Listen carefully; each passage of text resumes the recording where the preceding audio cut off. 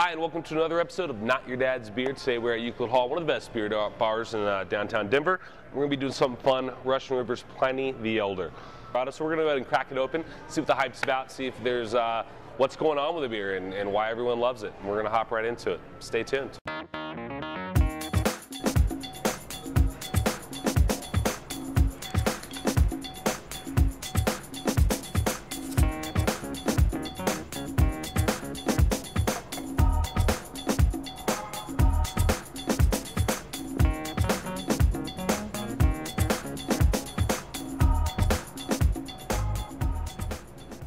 So as you can see right away, it's a nice, definitely a nice orange color to the beer.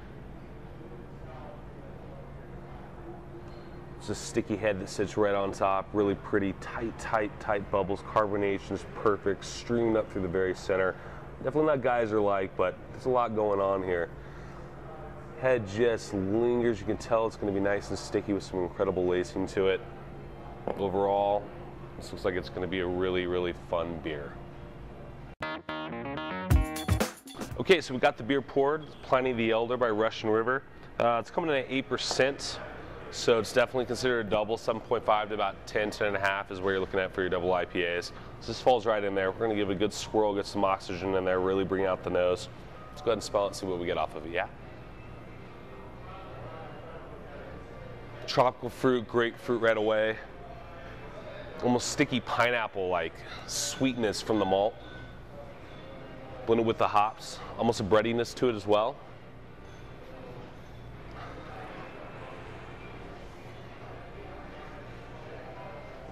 Overall, it's a ton of tropical fruit with grapefruit and pineapple, just sticky sweetness sitting there with bready malts right behind it. So it smells like it's going to be really fruit forward and balanced. So let's go ahead and give it a taste.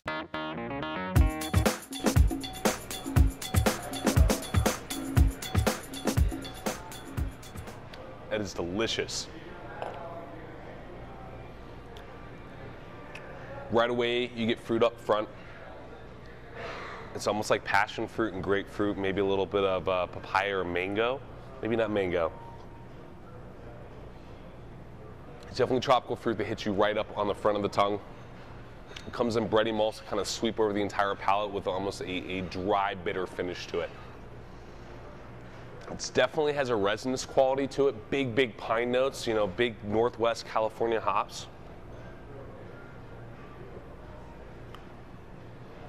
And this is a thirst quencher. I mean, this thing is super freaking balanced.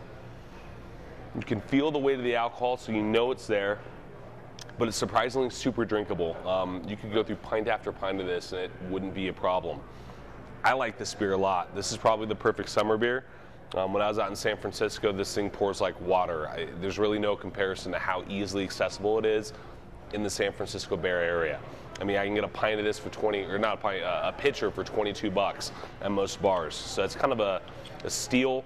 I know that Tornado, when I was there, they're doing it for about $3.50 to $5 for a pint, because it flows like water there. But when it comes to Colorado, it's highly allocated, limited amount of kegs, limited amount of bottles, and it only comes twice a year.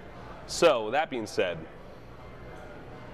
if you don't live in the Bay Area, pick up some bottles and definitely dig in. It's not something you should age. Everything on the label, as well as the kegs, flat out say, do not age. This is not the historical figure. Don't make your beer one as well.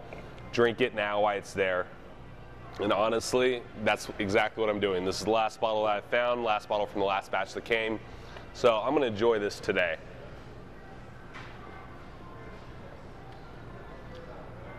Overall, it's pretty fantastic. Really hop forward, tropical fruit, really balanced with the malt, a dry backed finish with resinous and piney notes. It's fantastic if you ask me. I think the hype is there. Beer Advocate rate this as the #1 beer in the world. I can kind of see why. Especially, you know, hops and hop heads, it's the new thing.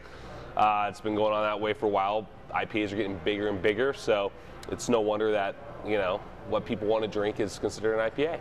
So this is awesome, especially for a double. I wish there was more of it in the world. That's all I got to say. Definitely a summer beer. Food that I would pair this with, honestly, I just really want a burger right now, and that's exactly what I'm going to put with this. The carbonation is going to help lift off some of that oiliness that comes off of burgers. Same with the bitterness. It's going to cleanse that palate up perfectly. Every bite will be fresh as the next. And that's the point of an IPA. It's the point of a big bitter beer. To go with something fatty and rich. So burgers, what I'm going to have today. A little bit of fries. I think that's going to be the food to pair up with this. Definitely check this beer out. If it comes, go to your local liquor store and literally say, I'm looking for Pliny the Elder. Here's my name. Here's my phone number. Call me when you get it in. Reserve me a bottle or two or more if you can, and pick it up. It doesn't stay on shelves long, especially in Colorado. It's just a really awesome beer. So thank you for joining us. Russian River's Pliny the Elder, really awesome version of a double or imperial IPA, and definitely it's a staple for what that beer should be. See you next time, guys.